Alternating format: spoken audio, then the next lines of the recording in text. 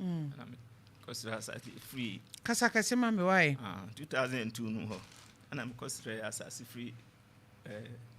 odikru o botentia nti kasa ye ho amani nyina ama nana no na me started 5 bedrooms me started 5 bedrooms e do baby a ho kire bai nti mantimi a continue nti da ho kakra nti me so abigyan na me pa nti me akubi me free akwantu mba me ko asase ne so a yakobupu me dan no a che plot mu mienu edan a wasi na wasi adru say me fa say lentil ba baby adu lentil level na ba ko so form baby so form na me hwe mu na me ko hu say maame bi ohene no saton asase no ama ma mienu ama ma che plot no half and I made me call so near the course one police station ya na say e maka nti asenye adwuma na se mfa nko court and the court na court bu asem no ma me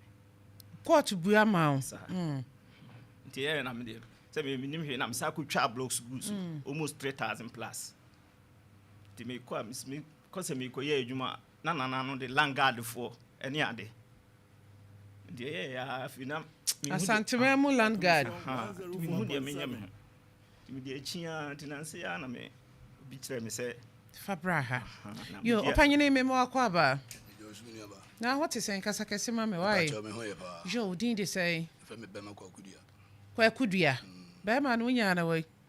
asanteme ma de kwakudua de be ma emfanto ho so na be ma ye emfanto kwa so de kwakudua na wo de kwakudua so ye be ma wo dim kwa ye fa so to be ma enka na mbenya mane na menhia ahemfie na wo no yo wo free kro be so me free asante bonre abranti ebonim no na sama wo kan no de na kan fa ho kontompo na ne sei ye de ye kop botentia wo ye chiame wo kro ni so na me nua baba top plot wo botentia na beto asase to free na kwa me de twum onye de ba bi ko dada nti wo so aye adwuma na me nua ba ho se land ni ande dia okay nti ye nya adwuma ne ye o the soldiers for kra ba so ni ja adwuma ne ye ena ye ko hena new one waba ko bona man ye se ye nua bi aba se land ni ande dia onu so na no fa no wu ye odi besi na 90 ye ne de no so chesi na ihia ampa ye ba manhia Opemsuo ba yura chia me ayo kanta ho odi asam ne ba ho e me ba na kanta ye so se na kwa me de twum awukọ na wabedi ade de a so ojaja pare a wode a ojaja ka wode a nti yenhwe na yensiesie ampa yetena hwekese mu ha e ma me nua ni ni nua ma mu mienu ni nua ba ba ko na mai kase bi am so me ma me mo na me nua ba yi na ba yetena se e bo na nse se kanta kan se ye bibi wo so de ntimi nyima wo nti wa hene nhwe na momo kwa na ono ni nye bibi wo so ye call plot no ye da ye furo so na e empty te na ye ma mienu na mfo mienu mo che ye na obi afa na obi nti ye de na ye empty plot ene ye de kwa ye so nti ye kanta ye se omumpo ye sidan na o se ne de a o hene oba na onhwe na on pe plot fufuro nye den e ma no na ne materials e so ma sesa nko fine woni o hene kwhia ai e ma no old people sia na kire se o sia asase na ye wo so ne de a no ono event ba ma o hene koma ni bi e ma ono no blog wa gina ho ma me ye koyi asase ma o koyi asase bia wa me ye koyi asase ma o koyi asase bia jo ye nkoi omu yi asase ma no a dance fo ho sovia no all that time the fenaji on nom de koyi asase de ma me nua yi e ma me nua yi ne blog wa no wo ka so twagu asase ne so no oton ma yen e ma yetua ne ka ne blog oton blocks ma wo mo oton blocks ma wo bia oton blog ene abo oton ma wo say o ma sovia no na na agent ne mfanza no yonko ne sovia no ti sovia no be do be kan blog ni na de ma yen o kan blog ne de ma yen ene etua ho ka ana abo ni za abo e fa ne sei ene etua ka ne sei etua abo ne ka anwe e fa ne sei ne etua ka e de ma brothers no brothers of family no sika no so ko di mi nua yi ho e firi ho no e brebe na hu se sika ya kodi ne ho o tu na no mutu se sika na ba e wo he e wo obotanti asase na ye ka ho asem nti firi ho no be ko be 3 years ye si ehwi awie ye flow so kakra ye tim nti nura na ye mekodi pa be na ma me frem ka chem ma me do tema some masa na ye be ma ofie so obi abase fi na de na so man ti me di number me frem na ye se me do am ko see some pa na me that me say ya na me ba nti or no ton materials ye wo so e de ma ye na e di see dan no Eja asemi nyina ye wanim sem wo say asase ne ekoyi bi ma na asa na mebisa no ehe fa ne ekoyi ma no hu ba bi eyi ma no botanti asase eda ho sesi a ya ye bibi wo so asase ne da ho opagiri papa isi asase no okoye no ekoka say ye wo dia no wo ma ye koyi bi ma na wo niema na e wo asase ne so ma saveya no wo sa abre no ejina mu ton ma wo mu so jitu mutu wanu mutu pen se wonsa kasika no de o kan yira nkontompo nkontompo nsem no oka asas case start kasa go afidie ni adjuma ne madanse adjuma ye da ye wadanse those time no ye adjuma for FM ema adjuma kra na hwehwe na nakwa amedutwum no ansa also on top plot mo obia yen kwa no top plot amaye nti ye kan o monte ase nti de be ya se court na de koy na de court na court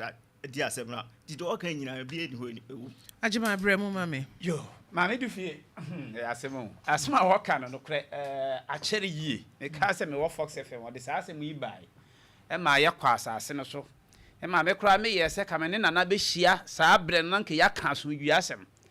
me ye ne yintimi ye de enhia nti finally no se enipa na nye ready so be badia se court ne o se asem ne de eko ena papa yi akwakonya ne judgment na bedi mimbisa o papa sabre court mu ko bi wa mre pipa bia se wana wo seven no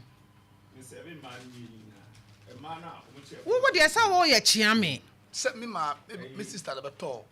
na wo sister no e ba court ho bi o mo fa lawyer na lawyer ne hwan lawyer Pintu dino tini lawyer no e de papa hokita judgment from court so on fanasase asemu ye bi asida ba ku nso pende obi betima asida bro 10-20 years se court hwehwehwehwe mu hu se nya wodi a na sase de e ma ne kwan so onkofa edan na wo kwa opa banisi wo opa bubu etu hokita judgment esi amene wo kasai na won so se de wo kan wa asem wo ma asem na ye dedodo asem yi beto ye nim mi producer misama ne court kohweye se krata ekita ni eye no kre te bibisi yakoso wo court ampa ye wo copy da ha sei na wo ka asem na ma na ye de no si ye twa sase bia ma papai ene wo ton ne ma e wo so amama e de no san de asem ko court ye wo dance ye wo ho mpanimfo se antina asembia we ya chiament wo bu bena no wabu ni ye dance ye was asasama ye ka no ho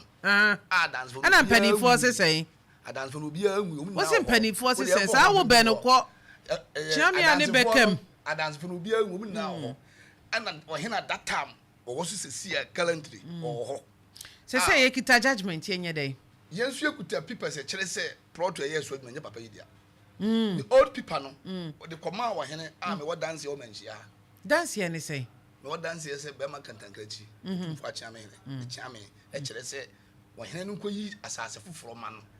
mo ba menhia be kan asem bi sa pa so e ba be kan ene yi asase ma o so onko kire asase e ko kire asase e ko dodo so a e ko sesa ye plot no e ko sesa ye block ni ma ba no e ba na manfo gina so two foundation ana me se nana woni minni ni yi na me sa ko no fie sa ko me lawyer ho e ma me papers kata ma me sa de ko ma ada no chese hoje ade no kra no totwene ne valanda mu sei ni gina ho a na ye de e sa ba fie nti na me hu de menye na si ya ma wasase no ya mama sase very good ajima it was so ma me ma me du fie sade na wo kan no asem no ye tie wo bia se asem ne bia na e bra na Roma o de mami hu nani so answer and draw conclusion for now nani so say na wo brief wo say free Fox FM na me kan no Fox FM mo de asane ba ye ne ye kwa asase ne so na papa ya sidan ma na duru ba mi ya sada ya dwiragu e na obi so ahye ne foundation ye de ase eti na me try say ka ye nyina ye behia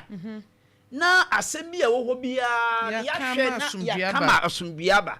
because as at the time omodi asane ba dufie ba bia ye ken na nsase bebrebe eda ho aka etimi hia ya enanke ante ha but me ya so asem na yesiesie nti se wo ya na nipa nsa omma untimi enyere no ene se ekọ a ejibe kura asase we achew eta na no papa yi ba ye na onu mom eba be kai me na me de kai sase eti du fi on se ya na mesre se asem wo ho chechechecha na wie ye beba oh because asem we ka mi ba mu a ohwemu de yi enye na wie ya ba na wie ya ba ade ba ko ya na ya ne se asem beba na wo hwehwe asomdwie na obekọ obi ho na waka se wonya court kakra ya na ebinum adwene ye omo se me na mesi dan wa asase ne so enti ba bia ebekọ bia de bema me amete so no forget it na se nura forget it eno mo kan bi kire mi forget it papa na man koto no won se ya chemu mienu forget it ya jeje bi sa e wa afidie yi so ya jeje bi emfa ho so wasi dan wo so enti wo pe asomdwe ama na bade a ni ti atwam no me ya tena se na nipa na se obi a wo ham so oje na sase no ya peka sabia ka kire no na koma ato na yem na ya kwa mra kwan so fenchem dia you are going to lose the land when your judgment se when your judgment nje say rate of possession ba o kwa asase ne so na no papa yi woni me kasa ye na fie ba ko no mi ko du ho a me bo mama ne ma me ba ko ne ba o se se wo pesa o kire se woni mi o efie no eye nipa na odi case ma ye ne dia na ye nka efie asem onka o ka asa no enam so me de mi pani yiye tikura na me ba ye kanya sa ka me decide se ka me mafie ho se ka to aka asa wi eti me nsam twa ne me kwa me kwa de ofie ho ka dia se ye enforce judgment exactly they ya say o yonko da ene oda me se papa odi asem ba ye di aniu no bi ye ka bibi kura kire no a obeti ase di papa frame na me ye say ya asam na aba omomoden na omra na du fi on say asem na mo ka ne nchen no on say asem bi a wo court re odi asem no ezi mo fi sam ye settlement bi manti ase ye adwuma ese se mo bo court amane ye say asem na ye ka no enti ase ye adwuma ya koma ne bibi ama waton ne makra amaye na court agina so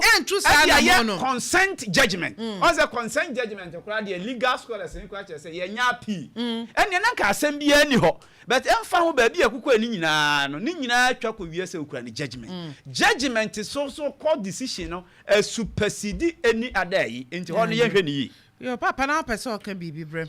de na pese me kan se ye di ye ni hia efiem ha ya kan wadi kan asem no na waji atum se tobo waji atum se ampa ko wie se ye nkotwa asase ma no na wokọ so na afa ni pagina so to foundation asase o ka se ni pagina so to foundation no se me nua ye bitima me akosisi ya me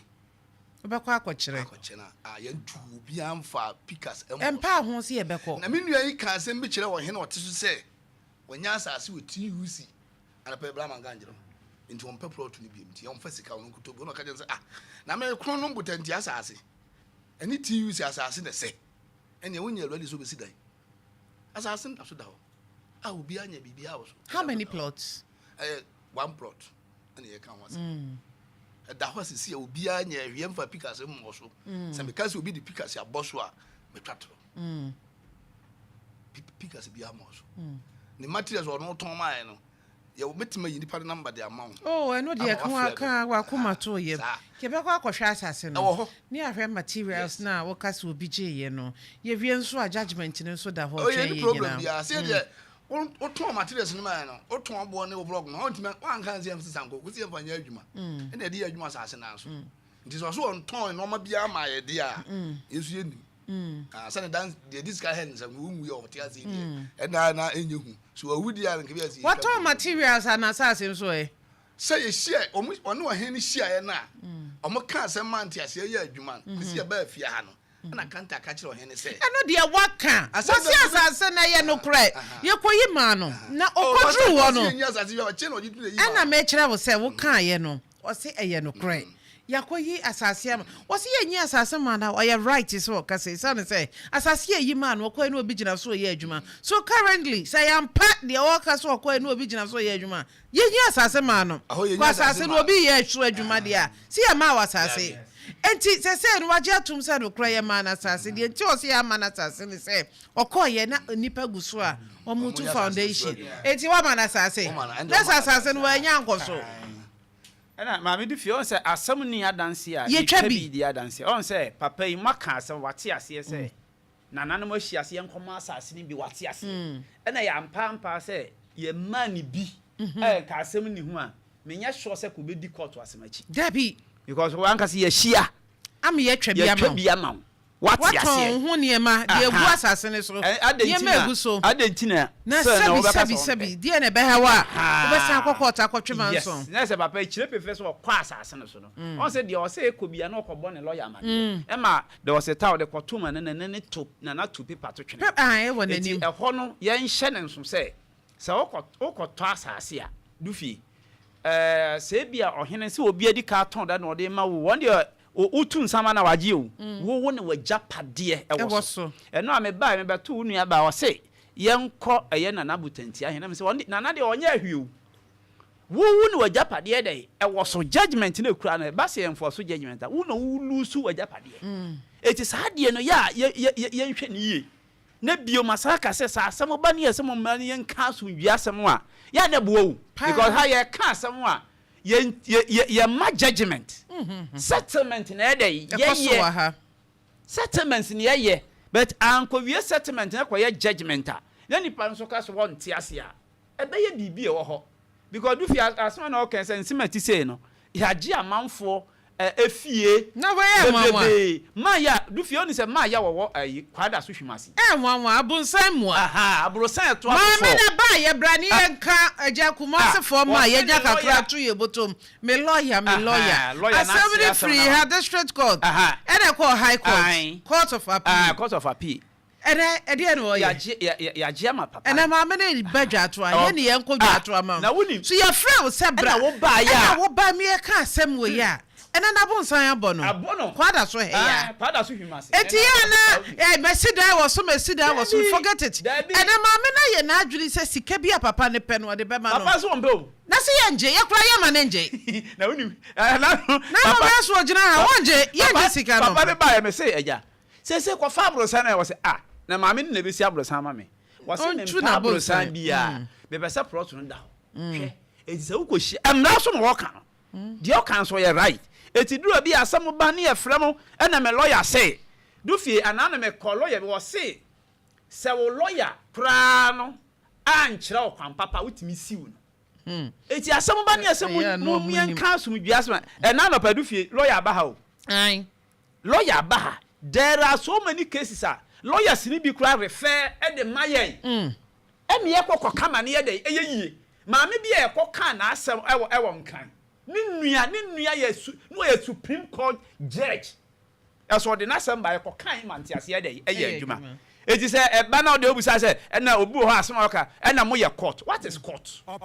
asem bi ebebe bi a wo nua be tena se asinkonya agi atom bia no eye recognized court enja chinchira se okoja law court ansa enti ebia ni enti ya mo nhwe anima bi ye ye ho ha se ne ye no se be du fi asem a ye kan o proto na butantia o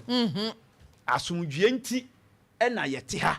de bia makasa saa amamani ayekɔ obi kura yɛ ɔde ade foforo besusu ko base de ɔkɔ enfam o si ase mi pɛ ni yie enti o obi ka sama na ni yekɔ na wo yin nya kɔkɔ yin na obi ka sama na ni yekɔ kasa saa de woni ɔba mani ɛyɛ wa kasa saa mo woni ayekɔ sa wo yɛ commander sa wo yɛ kwan o so ɔyɛ na yɛ betan yɛ kwan a eya ni yie mu ni yɛhwehwɛ o da so beti akɔ obi fie no aka asema kyerɛ o ya eno a me kɔ ma me ne ba sɛ eju pa kyerɛ sɛ ɛdan yɛ ne dia rastaman na be yɛ wo de ya ti ase very good but say ni regime na ɛwɔ no ɛyɛ legal war ɛnya betre bio say no ɛyɛ adwem betre soso na de akɔbɔ nkofie o say adwem ko ɛna yɛ ko nti bɛma bi na beti katikati onya asema na ɔde akɔma lawyer ni ba lawyer ni na nkɔko ntɔkwa ne ma say de wiase de adu no nti ntɔkwa ne de ntwae nemo kane na ya abete na afiri abetrem aba adwene ene ano ene ketrema eno na sese ya de ka asem eti asem ba na o ya hweyie eti du fie du abi am se obi ko ba bi a ana wo wafase bi a bibi obi ka che ne se emra ni wani mo sa asan hu hia pa ba bi a oti bia no ma emra eni wanim kane ne ya ka se kwadwo ya hweyie o hweyie wo de be ho sese afutu a esese ye de manipa ne se emra ne de kasa enti wutu ba bifo aka chen se mamra eni wanim ne nyina ye hye mra se tiaboa papa wo bibi apese ode ka ho se on the was here when hena man plot bia and I'm media dance here man plot ne da ho no bibi ani so ye be kwa akohwe bebe na o bibi apese ode ka ho ni bibi a ka mi se na de kwa ya ode ma fa so de mi nyini ni de mitima aka bebe na o se ye man plot ye so ye de yani ebedi akire ba na nyina mu no fato tirim say judgment wo ho ye rule ama no anu de akokot ye bu ama wa judge uji tumsa mi ntum so on the call no se ye bu ama but ya hade o se me na me so me kira wo say ye so ye kwa akohwehwe ye ko ye akoso saa because asamo ba tobo mame asamo ba na obi be kana asem okita paper na me meje paper ampa ya yama obetimi hye bebe ye krata bia tie wo se ye hwem ni ye di akire ehwese krata na ekita no authentic ansana ye be kasa ho a ya kasa truly ye we ye nso ye hu se genuine one what you say ena wo ba me di amane abo so okita krata no na ye nso ye di akire akokota kwesa ampa bibi sei akoso wo kota na o ma ye sama o mu nyina de sama krata akoma wo mu ye bubu ndwe agu ya som meaning they were informed enya no kure me na wo ka che me say enya no kure krata da quarter asam na me ka che o enti de America na enya no kure o de no kure so de asama ba hanti so do na de buy o so de asama ba hanti me ka say no kure da bin ka so ba ka say no kure ono de asama ba na de krata no follow krata who said de all can no kure ana mo so me kire de say sa ta mo a o de asama ne call court ni atena fie esi asama bi ama ye esi nan etie wa mre petition bia ze na nka obi a waton ojapade ama waton bro we ojapade waton bro ama si emfanya adwuma ye de esi na wie e ko ba 3 uti fie hobi biti fie hobi but no abla no ba na me ko adwuma if you na meti na me ko adwuma apaja ti mi bedu adwuma na me nua ba no na so o kasa ti ala wasi dabi na mzo an kasa ti ala na me ko na me fra na machin ba no me fra adwuma na ma nya no ti ano pa na mfa no si memra ti me ko me ko si wo ada da awladu no chepsa nya ho ya na me so sa akora de bi ni ya na me bai ti se ono kira me se wo de court na wa sebe ma me ne letter dia enya no kure enya no kure obi sa ma me no oh se on ti mi twam tro obi sa ma me no show Golden Bean Hotel and Friday